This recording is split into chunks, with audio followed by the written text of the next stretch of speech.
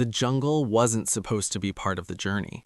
The West was meant to be dry, dusty trails, open plains, endless skies. That's what I had prepared for. That's what I thought I could survive. But nothing prepared me for this. The trees rose high above us, thick and tangled, blocking out most of the sunlight. The air was heavy, damp, alive with sounds I couldn't name. Every step felt like stepping into something unknown, something watching. "Stay close," he said. I nodded, though my hands trembled slightly as I tightened my grip on the small satchel I carried. His name was Cole, and 3 days ago, he was a stranger. Now he was the only reason I was still alive. It started when our wagon broke near the edge of the southern trail. My father had gone ahead to find help, promising to return before nightfall. He never did. Instead, men came.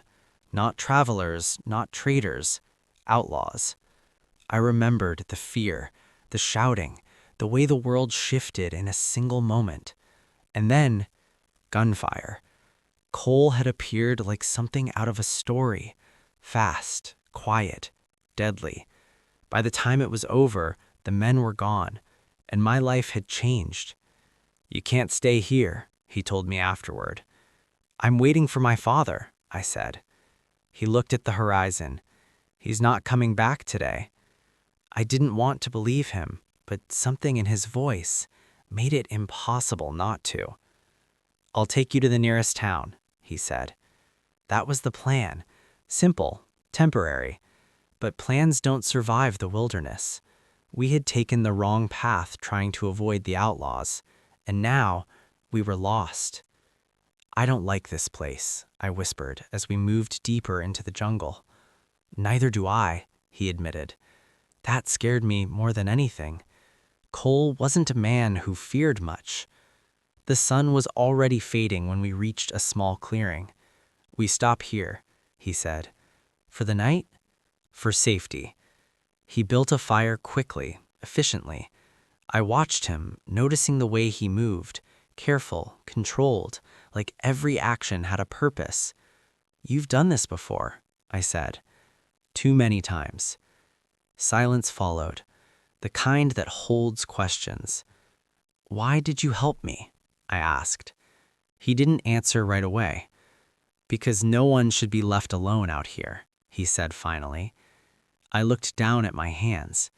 "You don't even know me." "I don't have to." That was the first moment I felt it. Not safety, not yet, but something close. That night the jungle came alive. Strange sounds echoed through the darkness. Leaves rustled. Something moved just beyond the firelight. I couldn't sleep. "Cole," I whispered. "I'm awake," he replied immediately. Of course he was. "Do you think they'll find us?" He didn't lie. "They might." My chest tightened. "But I won't let anything happen to you," he added. I looked at him across the fire. The light danced across his face, softening the hard lines just enough to show something beneath, something human. "You say that like you're sure," I said. "I am." "Why?" He hesitated, just for a second. Then, "Because I don't want to leave you." Those words settled deep, deeper than they should have. The next day was harder. The heat pressed down on us, the path disappeared with every step, and the feeling of being watched never left. We reached a river by midday.